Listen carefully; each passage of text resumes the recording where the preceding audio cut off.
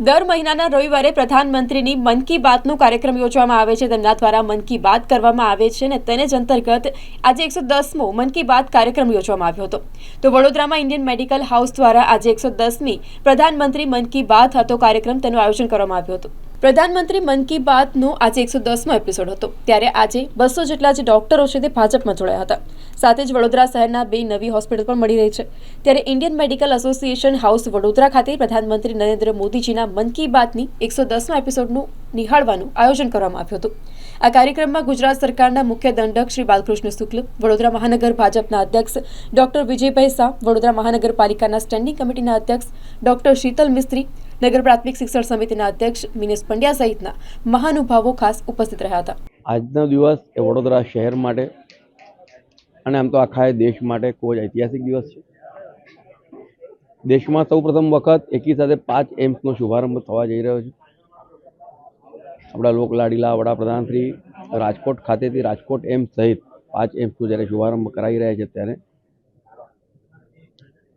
અનેકવિધ મેડિકલ સુવિધાઓ સાથેનું વડોદરા શહેરમાં પણ 2 જગ્યા પરનું એ ખાતમુહૂર્ત થવા જઈ રહ્યું છે।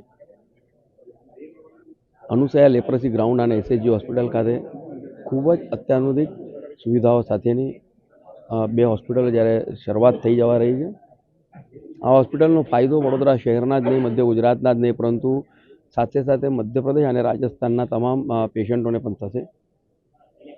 તેની સાથે સાથે આજના દિવસે પક્ષ જોડા અભિયાનમાં ભારતીય જનતા પાર્ટીના વડોદરાના અધ્યક્ષ ડૉક્ટર વિજયભાઈ શાહ અને મધ્ય ગુજરાતના કન્વીનર ડૉક્ટર મિતેશભાઈના સાનિધ્યમાં 200થી પણ વધારે ડૉક્ટર્સ જ્યારે અહીં ભારતીય જનતા પાર્ટીમાં જોડાયા છે, ત્યારે એ તમામ ડૉક્ટર્સને હું આવકારું છું અને સાથે સાથે ભારતીય જનતા પાર્ટીની રાષ્ટ્રનીતિની જે વિચારધારા છે તેની સાથે બધા જોડાયા છે।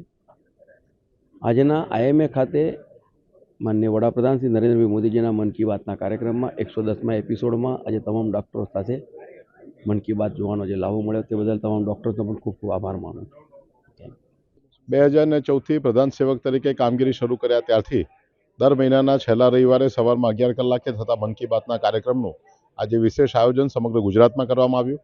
ગુજરાતના યશસ્વી અધ્યક્ષ માન્ય પાટીલ સાહેબના માર્ગદર્શન નીચે સમગ્ર ગુજરાતના દરેકે દરેક મહાનગરમાં 200થી પણ વધારે તબીબો આ મન કી બાતના કાર્યક્રમમાં જોડાય એનું આયોજન થયું અને વડોદરામાં આઈએમએના પ્રમુખ અને ડૉક્ટર સેલના કન્વીનર ડૉક્ટર મિતેશભાઈ શાહ સાહેબની આગેવાનીમાં આજે મોટી સંખ્યામાં તબીબો આજે આ કાર્યક્રમમાં જોડાયા છે। ત્યારે ભારતીય જનતા પાર્ટીની વિચારધારા માન્ય પ્રધાનમંત્રીશ્રીના માધ્યમથી જે કામો થઈ રહ્યા છે તે લોકો સુધી પહોંચે એ પ્રયત્નમાં તબીબો પણ ભાગીદાર થયા છે। એ સૌનો ખૂબ ખૂબ આભાર વ્યક્ત કરું છું। આજે Bharatiya Janata party medical cell દ્વારા આઈએમએ સલાટવાડા હાઉસ ખાતે 2 કાર્યક્રમનું આયોજન કરવામાં આવેલું હતું। પહેલો કાર્યક્રમ હતો એ પક્ષ જોડો અભિયાન, જે કાર્યક્રમમાં 200થી પણ વધારે અલગ અલગ પેથીના ડૉક્ટર્સ આજે ઉપસ્થિત રહ્યા હતા અને 200થી પણ વધારે ડૉક્ટર્સ ભારતીય જનતા પાર્ટીમાં આજે જોઈન થયા હતા। બીજો જે કાર્યક્રમ હતો એ 110મો આપણા યશસ્વી વડાપ્રધાન શ્રી નરેન્દ્રભાઈ મોદીજીના મન કી બાતના કાર્યક્રમનો હતો। 200થી પણ વધારે ડૉક્ટરે આજે અહીંયા મન કી બાતનો કાર્યક્રમ નિહાળ્યો છે। આ કાર્યક્રમ થકી પ્રજાલક્ષી જે કાર્યો પ્રધાનમંત્રી શ્રી નરેન્દ્રભાઈ મોદીજી કરે છે એ કાર્યક્રમ એ જે પણ કાર્યો છે એ કાર્યોને પ્રજાલક્ષી પહોંચે એ ઉદ્દેશ્ય સાથે આજે આ બંને કાર્યક્રમનું આયોજન કરવામાં આવેલું હતું।